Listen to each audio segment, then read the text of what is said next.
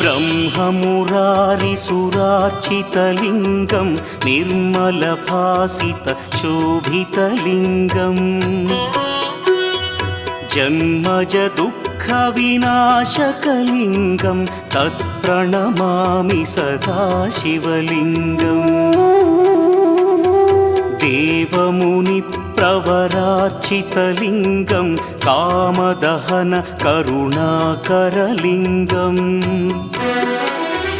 रावणदर्पविनाशकलिङ्गं तत्प्रणमामि सदा शिवलिङ्गम्